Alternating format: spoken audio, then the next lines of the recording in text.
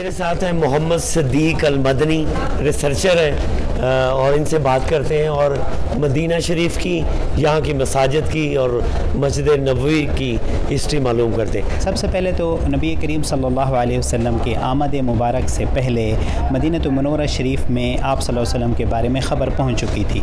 اور آپ صلی اللہ علیہ وسلم کا استقبال یہاں دوسرے شہروں سے مختلف تھا، جو کہ آپ صلی اللہ علیہ وسلم طائف بھی تشریف لے گئے تھے، بہت تکلیفیں ہوئی تھیں، اور بھی کہیں بھی تشریف لے گئے تھے مکہ المکرمہ شریف، وہاں کا اور مدینہ منورہ شریف کے استقبال میں بہت زمین و آسمان کا فرق تھا، کیونکہ اہل مدینہ انتظار میں تھے اور شوق میں تھے، اور جوش کے ساتھ اہل مدینہ جب ان کو پتہ چلا کہ آقا کریم صلی اللہ علیہ وسلم بنو سالم سے چل پڑے ہیں اور آگے مدینہ منورہ شریف تشریف لا رہے ہیں، تو وہ روزانہ مدینہ شریف سے باہر جا کے مسجد قباء شریف جہاں اس وقت ہے، اس سے تھوڑا آگے جا کے ایک جگہ ہے جہاں اونچی جگہ تھی اور آگے وادی تھی، اس جگہ سے آگے بڑے دور تک نظر جاتی تھی، چونکہ وادی تھی اور آگے اگلی پہاڑیوں تک نظر جاتی تھی، تو وہاں تک صحابہ کرام تقریباً روزانہ تشریف لے جاتے تھے، چونکہ اس وقت اندازہ لگا لیتے تھے کہ کب آپ صلی اللہ علیہ وسلم کی آمد ہے، چونکہ تقریباً 16 سے 20 دن لگتے تھے مکہ المکرمہ شریف سے مدینہ شریف، اور بہت جلدی بھی اگر کوئی آ جاتا تو 12 دن میں آتا تھا، اور جس دن آپ صلی اللہ علیہ وسلم آئے تھے، تشریف لے کے آئے تھے، تقریباً مختلف تواریخ کے مطابق اور ہسٹری کے مطابق 28 سفر 27 سفر اور کچھ میں 4 ربیع الاول تک ہے، اس دن جب تشریف لائے تو آپ جب صحابہ کرام وہاں تشریف لے گئے تو تقریباً صبح کے وقت ہی آقا کریم صلی اللہ علیہ وسلم تشریف لے آئے تھے، تو اس مسجد کا نام یا اس جگہ کا نام مسجد مصباح ہے، اور سعودی گورنمنٹ کا شکریہ ادا کرتے ہیں کہ ابھی اس وقت آفیشلی اس کے اوپر جگہ بنا دی ہے، اس کے اوپر لکھ دیا ہے اور اس جگہ کو محفوظ کر لیا ہے۔ اور اس شہر کا نام یثرب تھا پہلے یثرب تھا، ابھی تو آقا کریم صلی اللہ علیہ وسلم کی آمد ہو رہی ہے نا، تو آپ صلی اللہ علیہ وسلم جب یہاں تشریف لے آئے تو اس کے بعد اس کا نام مدینہ النبی صلی اللہ علیہ وسلم، اور مدینہ اور طابہ، دار الایمان، دار النعیم، دار التقوی، یہ سارے مدینہ منورہ شریف کے نام ہیں، اور شفا کا مرکز بن گیا، جبکہ یثرب کا معنی ہوتا ہے بیماری کے گڑھ، تو یثرب سے الحمدللہ مدینہ منورہ چینج ہوا تو شفا کا گڑھ بن گیا، تو بہرکیف اس کے بعد آقا کریم صلی اللہ علیہ وسلم قباء شریف جہاں اس وقت مسجد قباء ہے، حرۃ قباء میں تشریف لے آئے، اور وہاں حضرت کلثوم بن الحدم کا گھر تھا چھوٹا سا، آپ نے وہاں تشریف فرما ہوئے، اور ان کی چھوٹی سی زمین بھی تھی سامنے، اس کو مربت کہتے ہیں، مولا کی شان، یعنی مسجد قباء شریف بھی جہاں بنی وہ بھی کھجور خشک کرنے کی جگہ تھی، اور مسجد نبوی شریف بھی جہاں بنی یہاں بھی کھجور خشک کرنے کی جگہ تھی، اور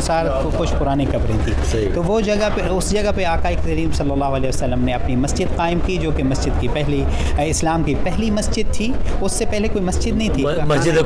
مسجد قباء پہلی مسجد تھی، پہلے تو خانہ کعبہ تھا جو ہزاروں سال پہلے بنا ہوا تھا، اس کے بعد پہلی مسجد جو عوام الناس کے لیے قائم ہوئی تو مسجد قباء تھی، اس سے پہلے بھی حضرت ابوبکر صدیق رضی اللہ تعالیٰ نے اپنے گھر اقدس میں مکہ المکرمہ شریف میں جگہ بنائی ہوئی تھی نماز پڑھنے کے لیے، لیکن وہ گھر کے اندر تھی، ایز اے مسجد جو سب سے پہلے قائم ہوئی تو وہ مسجد قباء شریف تھی، اور وہ اول مسجد اسلام کے اندر سب سے پہلی مسجد کا اس کو شرف بھی حاصل ہوا، اور وہ مسجد ایسی مسجد ہے جس کے بارے میں اللہ تبارک و تعالیٰ نے قرآن کریم میں بھی فرمایا ہے کہ ایسی مسجد ہے جس کو تقوی کے اوپر قائم کیا گیا ہے، اور اس کی فضیلت بھی بتاتا ہوں، اور آقا کریم صلی اللہ علیہ وسلم وہاں کچھ روایات میں 4 دن، کچھ روایت میں 14 دن آپ صلی اللہ علیہ وسلم نے وہاں قیام فرمایا، اور آقا کریم صلی اللہ علیہ وسلم کے قیام کی برکت سے اس کو ایسی فضیلت ملی ہے کہ کسی اور مسجد کے لیے نہیں ہے، وہ یہ ہے کہ کوئی بھی انسان اگر اپنے گھر یعنی پہلے سے وضو کر کے جائے، حدیث شریف میں تو یہ ہے کہ من توضأ فی بیتہ، کہ اپنے گھر سے کر کے جائے، اس کا مقصد یہ ہے کہ اسی مقصد کے لیے جائے، مسجد قباء شریف جائے اسی مقصد کے لیے، تو پہلے سے وضو کر کے جائے، اور پھر پیدل جائے یا گاڑی پہ جائے، سواری پہ جائے، آپ صلی اللہ علیہ وسلم پیدل بھی تشریف لے جاتے تھے، سواری پہ بھی تشریف لے جاتے تھے، اور آقا کریم صلی اللہ علیہ وسلم خود ہفتے کے دن تشریف لے جاتے ہیں، لیکن ثواب مطلقاً اوپن رکھا ہے کہ کبھی بھی وضو کر کے جائیں اور وہاں فقط 2 رکعت نماز نفل پڑھیں تو پورے عمرے کا ثواب ہے، اور یہ فقط مدینہ منورہ شریف میں حاصل ہوتا ہے، اس کے علاوہ کہیں اور حاصل نہیں ہوتا، تو بہرکیف آپ صلی اللہ علیہ وسلم وہ مسجد قائم کرنے کے بعد آپ پھر وہاں سے جب روانہ ہوئے تو آپ نے پھر جیسے روانہ ہوئے فرمایا کہ جہاں جا کے میری اونٹنی بیٹھے گی وہاں میں اپنی مسجد بناؤں گا، وہاں اپنا مقر بناؤں گا، تو جیسے آپ صلی اللہ علیہ وسلم وہاں سے چلے تو جتنا بھی انصار صحابہ کرام کا گھر تھا راستے میں مسجد قباء شریف سے لے کے مسجد نبوی شریف تک، سب کا ارادہ تھا، سب کی تمنا تھی، سب کی خواہش تھی کہ آقا کریم صلی اللہ علیہ وسلم ہمیں بھی شرف بخشے، ہمارے زمین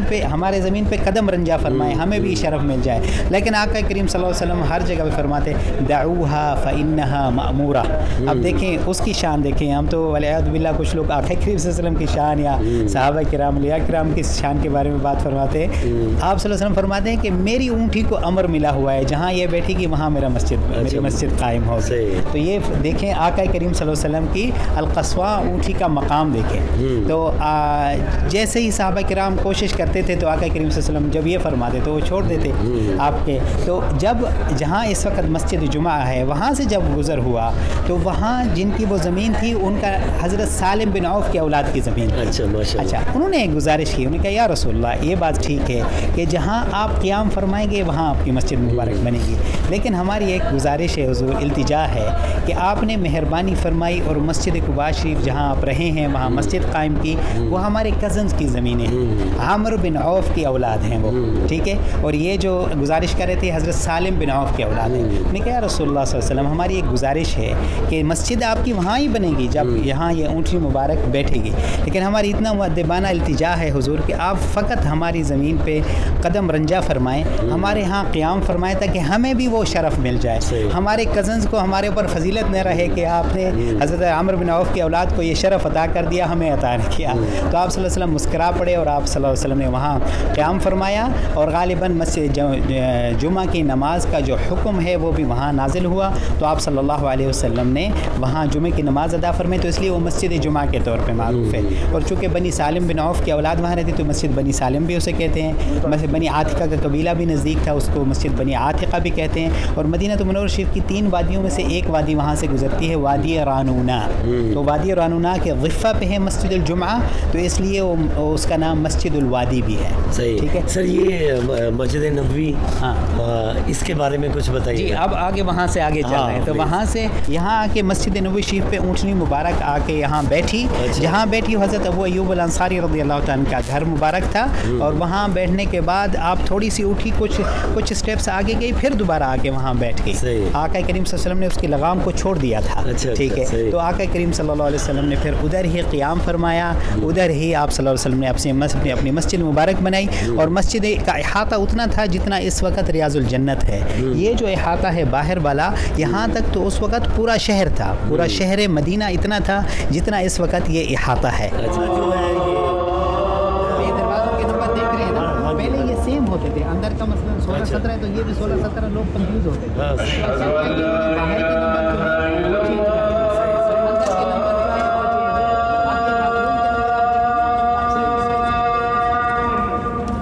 سر کچھ اور جو ہم نہیں پوچھ پائے اور آپ بتانا چاہیں. اچھا نبی پاک صلی اللہ کی سیرت کے بارے میں، مسجد کے بعد گنبد خضرا کے بعد. اللہ اکبر. گنبد خضرا سب سے پہلے تو یہ ہے کہ کچھ ویڈیوز منظر عام پہ نظر آتی ہیں کہ آقا کریم صلی اللہ علیہ وسلم کے قبر انور کے اندر کی کچھ تصاویر یا کچھ، لیکن حقیقت یہ ہے کہ حضرت عمر ابن عبدالعزیز رضی اللہ تعالی و رحمہ اللہ تعالی 87 ہجری میں انہوں نے جو احاطہ بنایا تھا آپ کے قبر انور کا، اس کے بعد اندر کوئی نہیں جا سکا. تو کوئی بھی ایسی تصویر ملتی ہے تو وہ صحیح نہیں ہوتی. دوسرا ہمیشہ ادب کو ملحوظ خاطر رکھنا چاہیے. ضروری نہیں ہے کہ انسان کو ہر چیز اندر کی پتہ ہو یا نہ ہو، یہ ضروری نہیں. آپ کے اندر اگر ادب ہے تو سب کچھ ہے انشاءاللہ. تو اس سب سے پہلے تو یہ انفارمیشن ہوگی. دوسرا یہ ہے کہ اس وقت جو آپ کو سامنے باہر سے بھی اگر دیکھیں تو ایک گرین پردہ نظر آتا ہے، اللہ اکبر، اس کے اندر کوئی نہیں جا سکا. رسالت ماب میں آتا ہے تو جو شہر رسالت ماب میں، حرص و ہوا کے دام سے باہر نکل کے آ، حرص و ہوا کے دام سے باہر نکل کے آ.